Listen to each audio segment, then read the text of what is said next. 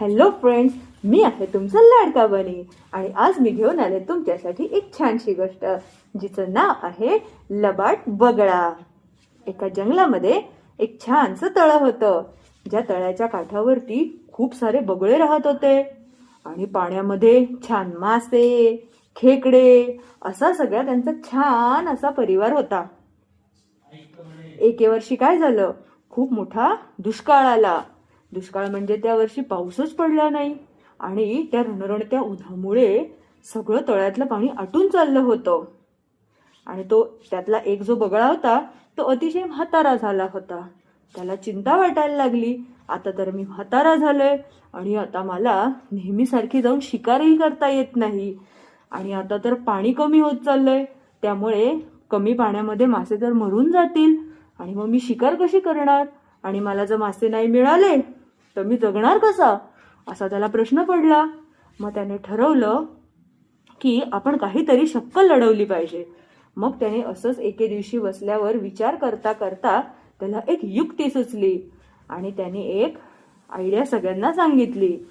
एक दिवस सगळ्या माशांना त्याने बोलवलं आणि खेकड्याला आणि सांगितलं की ह्या एवढा उन्हाळा आहे यावर्षी, तर आपल्या सगळ्यांना इथे पाणी तर कमी होत चाललंय, तर आपण राहायचं कसं. तर मी इथेच उडता उडता जवळ एका आपल्या तळ्याच्या जवळच अजून एक तळं आहे डोंगराच्या पलीकडे, तर आपण सगळेजण तिथे राहायला जाऊया.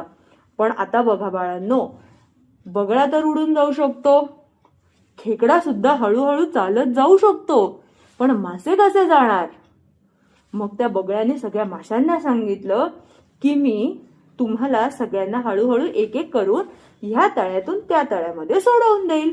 सगळ्या माशांना ही गोष्ट तर पटली आणि ते म्हणाले, अरे वा, बरं होईल, आपल्याला जर छान पाणी मिळालं तर आपण छान राहू शकू.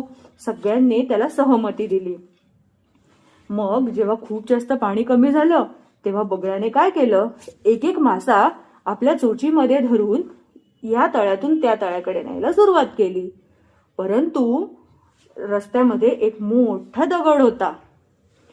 हा बगळा काय करायचा, ह्या तळ्यातून मासा घेऊन निघाला की रस्त्यामध्ये जो मोठा दगड होता त्याच्यावरती तो मासा आपटून टाकायचा आणि आपटल्यामुळे तो मासा मरून जायचा आणि मग तो बगळा तिथेच त्या माशाला खाऊन टाकायचा आणि पुन्हा एकदा तळ्यामध्ये यायचा.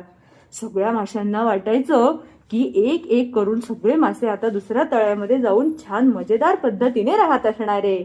परंतु कोणालाच माहिती नव्हतं की इथून मासा घेऊन गेल्यानंतर बगळा त्यांचं काय करतो ते. असं करत करत रोज एक मासा खाऊन तो बगळा अगदी गलिलठ्ठ होऊन चालला होता, छान असा गुबगुबीत झाला होता. आणि एके दिवशी एका खेकड्याची पाळी आली. मग खेकड्याने ठरवलं की आज मी जाणार बगळे काकांसोबत. मग तो बगळ्याला म्हणाला की आज बगळे काका तुम्ही मला घेऊन जाणार आहात ना. बगळा म्हणाले हो. मग बगळ्याच्या तो पाठीवरती बसला आणि बगळा तिथून उडायला लागला आणि जाता जाता रस्त्यामध्ये पुन्हा एकदा तो मोठा दगड आला.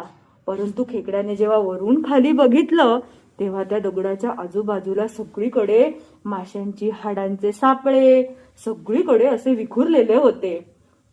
आणि ते बघताच खेकड्याला समजलं की हा बगळा ह्या तळ्यातून काही त्या तळ्यामध्ये मासे नेऊन सोडत नाही, हा तर इथे येऊन माशांना मारतो आणि स्वतःच खाऊन टाकतो. हे सगळं त्या खेकड्याच्या लक्षात आलं.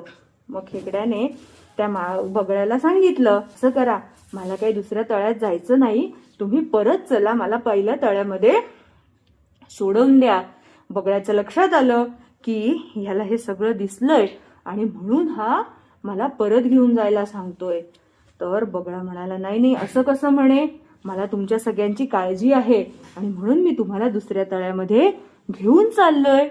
बगळा काही थांबला नाही, तो उडत राहिला आणि खेकड्याने मात्र त्याच्या नांगीने बगळ्याचा गळा पकडला, त्याची मान घट्ट दाबून धरली आणि अशा पद्धतीने बगळा तडफडायला लागला आणि तिथेच त्याचा जीव निघून गेला आणि तो तिथे खाली कोसळून पडला.